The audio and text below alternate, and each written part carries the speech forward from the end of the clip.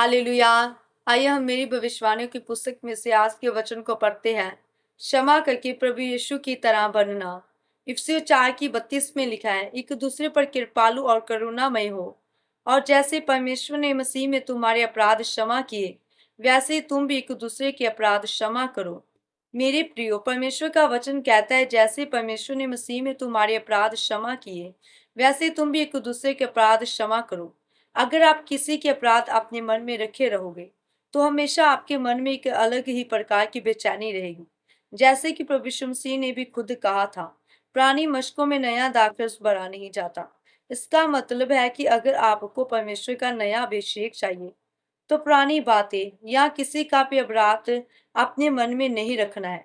अपने आप को प्रभु के सामने पूरी तरह से खाली करना है, क्योंकि मसीह में आने से पहले आपने बहुत सारे पाप किए होंगे, और वे पाप अपराध प्रभु यीशु मसीह ने खुद 2000 साल पहले क्रूस पर उठा लिए हैं, और हम सभी को प्रभु यीशु मसीह ने माफी दे दी है।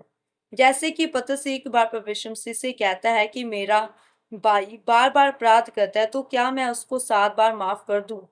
तब प्रभु यीशु मसीह ने पतरस को कहा, 7 बार का 70 गुना क्षमा कर दे, अर्थात 490 बार क्षमा करना है। परमेश्वर ने इसलिए कहा ताकि आपकी आदत बन जाए सभी को माफ करने की, क्योंकि प्रभु यीशु मसीह चाहते हैं आप सभी लोगों का हृदय उनकी तरह क्षमा करने वाला बन जाए। मेरे प्रियो, जैसे कि परमेश्वर की योजना यूसुफ के लिए बहुत बड़ी थी, उसके सब भाइयों में से परमेश्वर ने उसको चुन लिया था, इसलिए उसके भाई उससे घृणा करते थे और पहले उसे मारने का यत्न किया, फिर उसको इश्माइलियों के हाथ में बेच दिया था। लेकिन जब कनान देश में अकाल पड़ा था, तब यूसुफ के भाई मिस्र देश में अन्न लेने को आए। तब यूसुफ उनसे मिला और कुछ समय बाद अपनी पहचान उन्हें बताई कि मैं तुम्हारा भाई यूसुफ हूँ। तब उसके भाई घबरा गए, क्योंकि उन्हें लगा कि अब तो यूसुफ हम सभी को मरवा डालेगा। बाइबल बताते हैं कि जब यूसुफ का पिता यकूब मर गया, तो उसके भाई उससे डरने लगे कि शायद यूसुफ अब हमारे पीछे पड़ेगा और जितनी बुराई हमने उससे की थी सबका पूरा पलटा लेगा। इसलिए उन्होंने यूसुफ के पास से ये कहला भेजा।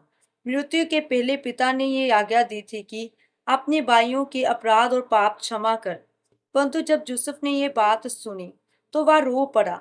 उसने कहा, तुम लोगों ने मेरे लिए बुराई का विचार किया था, परंतु परमेश्वर ने उसे मेरी भलाई में बदल दिया। इसलिए अगर आपने अब तक किसी को क्षमा नहीं किया, तो आज आप उन्हें क्षमा करें, ताकि परमेश्वर आपको यूसुफ की तरह प्रभु यीशु मसीह की तरह ऊंचा कर सके और आशीषित कर सके। आमीन। आइए हम मिलकर अंगीकार करते हैं। सर्वशक्तिमान परमेश्वर, इस वचन के लिए मैं आपका धन्यवाद करती हूँ। परमेश्वर, मैं आपकी उपस्थिति में होकर ये अंगीकार करती हूँ कि आज मैं हर एक व्यक्ति को क्षमा करती हूँ जो मेरे खिलाफ होते हैं। आप मुझे अनुग्रह दीजिए, प्रभु यीशु मसीह के सामर्थी नाम में। आमीन।